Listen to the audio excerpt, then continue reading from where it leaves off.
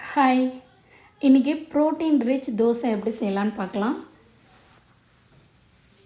இதை செய்கிறதுக்கு 2 கப் அளவுக்கு கீன்வா ரைஸு, அது கூடவே 1/2 கப் போல் உளுந்து, 1/2 கப் போல் கொள்ளு பருப்பு,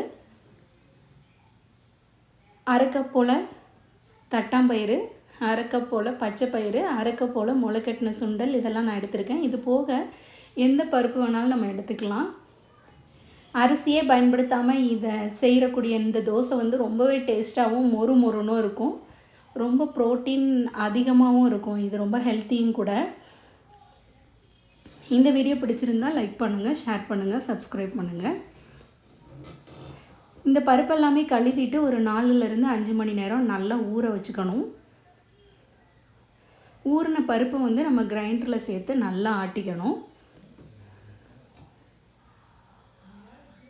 இது கிரைண்ட் பண்ணிகிட்டு இருக்கும்போதே நம்ம ஒரு மிக்ஸி ஜாரில் ஒரு சின்ன துண்டு இஞ்சி, 1 ஸ்பூன் ஜீரகம், 1 ஸ்பூன் பெருஞ்சீரகம், 1 ஸ்பூன் மிளகு, ஒரு 3 மிளகாய் இதெல்லாம் சேர்த்து நல்லா பவுட்ரு பண்ணி அதையும் நம்ம கிரைண்டரில் டைரெக்டாக ஆட் பண்ணிக்கலாம். மாவு அரைக்கும் போதே தேவையான அளவு உப்பும் பெருங்காயத்தூளும் சேர்த்து நம்ம ஆட்டிக்கலாம்.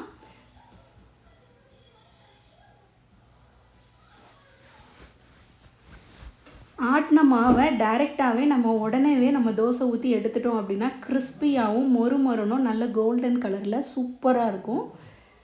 இந்த தோசைக்கு சைடிஷாக ஒரு தேங்காய் சட்னி போதும், அவ்வளோ டேஸ்ட்டாக இருக்கும். கண்டிப்பாக ட்ரை பண்ணி பாருங்கள். டயட் இருக்க எல்லாருக்குமே நிறைய பேர் ரைஸ் எடுத்துக்க மாட்டாங்க. ஸோ இந்த மாதிரி ஹெல்த்தியாக நம்ம செஞ்சு சாப்பிடும்போது டயட்டும் ஆச்சு, ப்ரோட்டீன் ரிச்சாக நம்ம பாடிக்கு ஹெல்த்தியாகவும் கிடச்சிரும்.